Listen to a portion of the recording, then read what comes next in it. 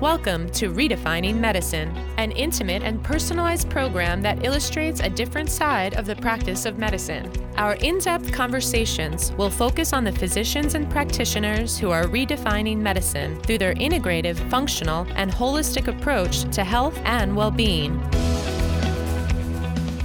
We are excited to welcome Dr. Ken Dychtwald, a world-renowned gerontologist, psychologist, entrepreneur, consultant, and established expert in the anti-aging industry. Welcome. Good to be with you. Your career spans 3 decades and numerous industries. Could you give us the Cliff Notes version of your background so that our viewers can understand a little bit better your experience? Sure. I initially went to school to be a physicist, and it was in the late 1960s, and I grew up in Newark, New Jersey, and I wandered into a psychology course, and it was the psychology of human potential. And before I knew it, I was absolutely captivated by the idea that humans had all these potential powers and capabilities, creativities, that most of us weren't making any use of. And what I heard was that all of the research going on about this human potential zone was taking place in California, so I guess I was one of the first dropouts. I dropped out of engineering in school, and I relocated to Big Sur, California, where I began to study the psychology of the body at Esalen Institute. And I wrote my very first book, a book called Bodymind, when I was 22, and I'm actually proud to say it's still in print, and it's about 110th printing now. Wow. But in lots of languages. But the long and short of it is that I swung back and got a doctorate. And during those years, I was asked to head up the first preventative health research project with the elderly, using alternative therapies. What effect would Tai Chi have on the older body? Yoga, meditation, nutrition, and such.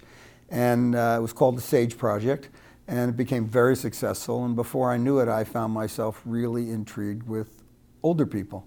And then I was asked, I wrote a bunch more books, and I was asked to talk about older people all around the world. And I was a young guy, I was still in my 20s. And I realized that I was just as interested in aging, which is different than the elderly.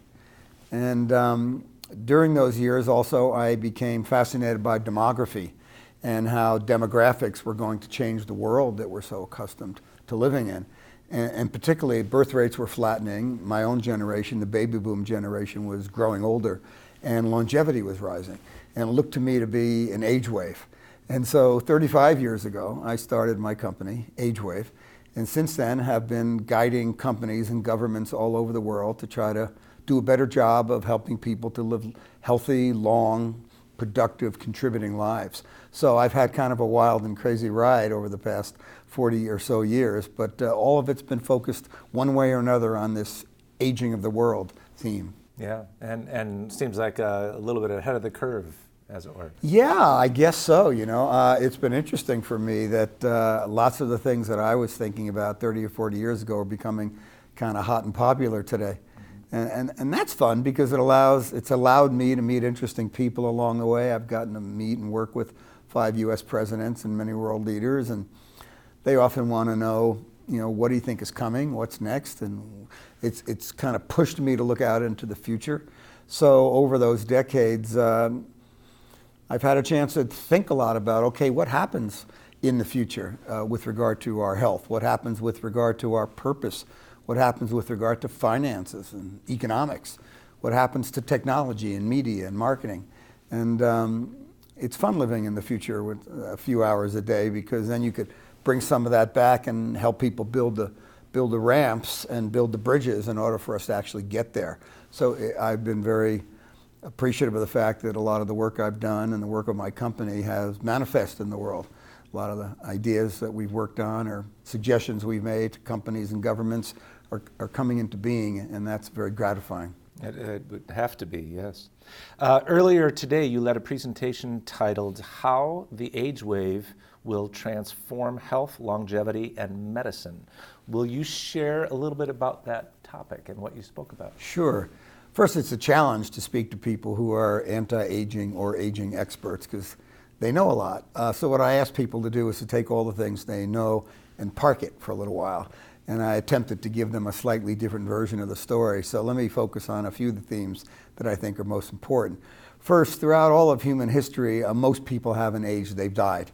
Throughout 99% of human history, the average life expectation at birth has been under 18. So thousands of years ago, couples didn't say, gee, honey, what would you like to do after retirement? Because you'd be dead. So there have always been 50 and 70 and 90-year-olds, but very, very few. That up until the 1800s and then the 1900s and now in this new century, that we're 20% of the way through, we built the world for the young. There were very few older people. Women were having 6, 7 children, and so we were a world of young people. For example, in the United States, when our Constitution was created, the life expectancy was only about 35, and the median age was 16.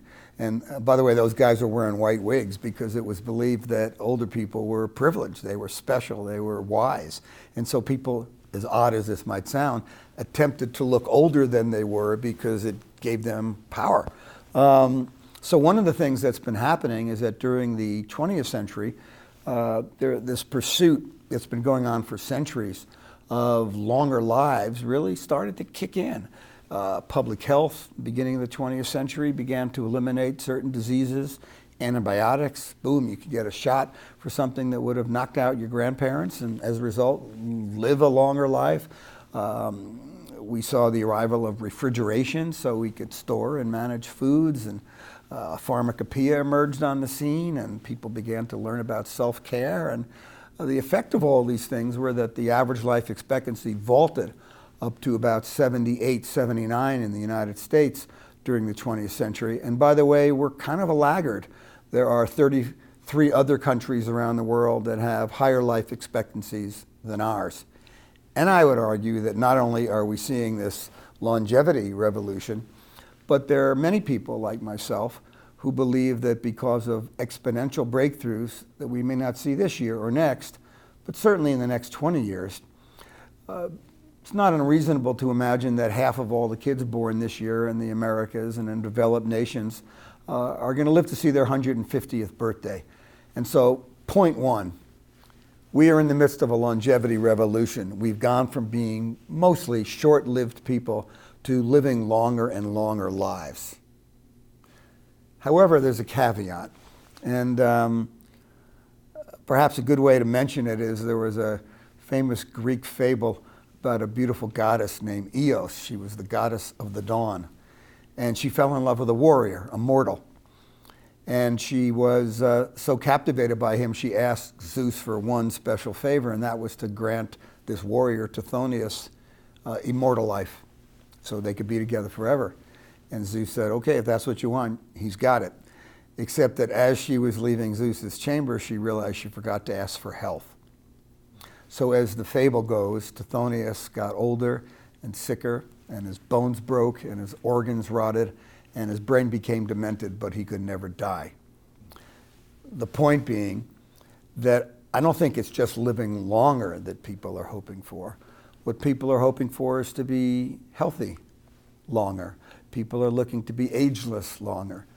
In a way, what I think people want is to have their health span match their lifespan. Even more important than living extra years or decades is living without suffering, without pain, without disease as long as possible. So that's the major first point. Mm-hmm.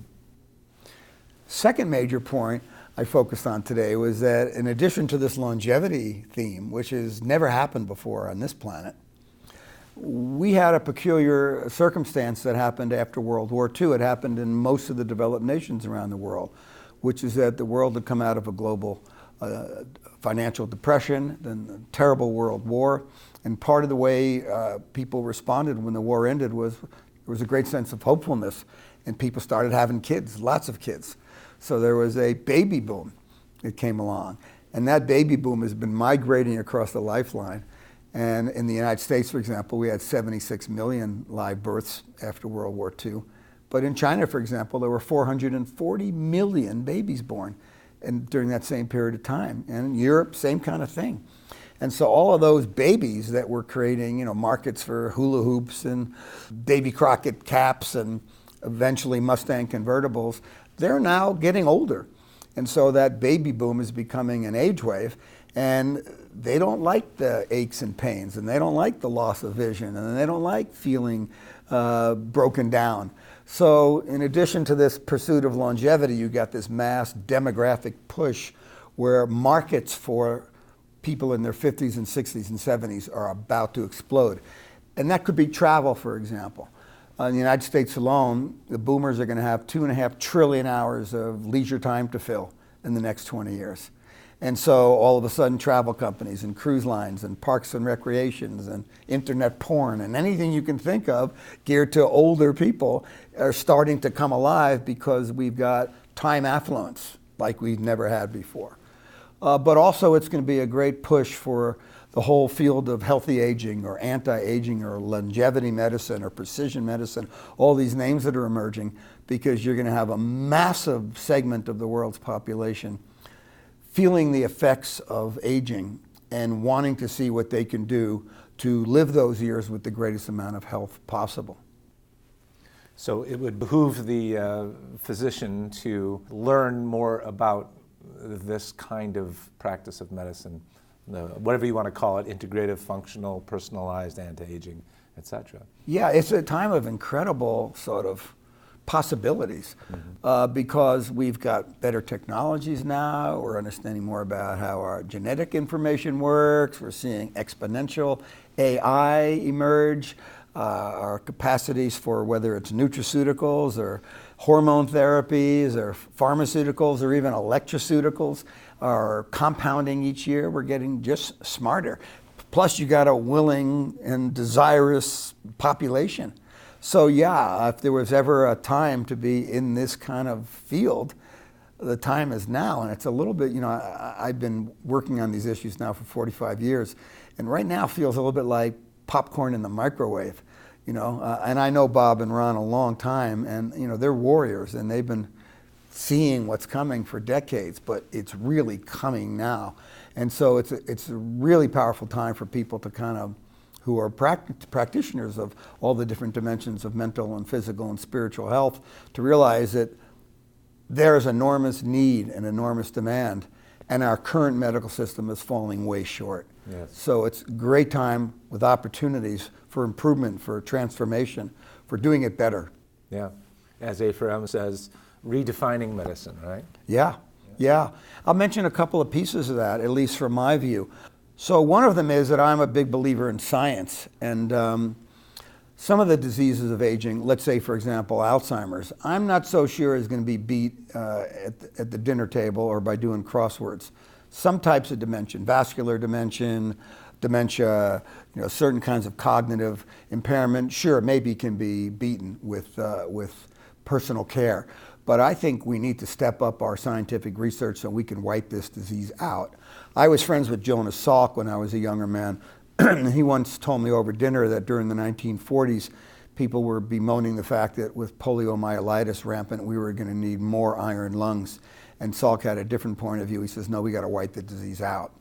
So I think we need to step up our science so that some of the diseases of aging, heart disease, cancer, Alzheimer's, diabetes, we can have scientific breakthroughs that can cut those diseases, slow them down or turn them off.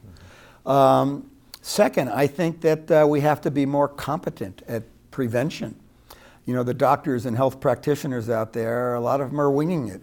They don't really understand how to guide people in the best ways so that their bodies can be optimally healthy. Also, we don't have a lot of expertise on aging bodies. Modern medicine was built around acute infectious diseases, the diseases that young people have who might get an infection or have a baby or hurt their back. Dealing with chronic disease, especially people who might have 3 or 4 going on at the same time, is not really the competency of our current medical system. So we have to step that up. Next, I think we have to empower people to be more responsible. I'm troubled as a gerontologist to see the level of overweight older people, the percentage of older people who don't comply with their medications, who don't exercise, who don't, last year the average retiree in America watched 49 hours of television a week. Couch potatoing is not necessarily the path to health.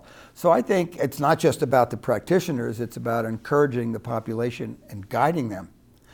However, I'll say that it's confusing Should I exercise? Well, how often? Which kind of exercise? Pilates, yoga, weight training, aerobics, swimming, running. It's confusing. And I think that what we're in need of, it's the same with supplements. It's the same with food. It's this, keto, paleo, Ornish diet, Hyman diet. I mean, most people are utterly confused. And so either you find simply the best doctor in the world or health practitioner, or I think we're going to find ourselves evolving to a kind of a health ways, like ways for getting you where you want to go and the best possible route. Why not plug in all of my biometrics and create a model of what the optimal me would be, and then guide me to all the right moves and steps and supplements I might take in order to allow me to become that. And last, I'd say that I think that there's going to be some crazy breakthroughs, and I don't know if it's CRISPR, I don't know if it's what we'll be able to do with stem cells, it might be hormone therapeutics, but I don't know. I think in the years to come, we'll not only be looking to live with more health, matching our health span to our lifespan, but I think there's a reasonable chance that we're going to be able to tinker with the lifespan itself.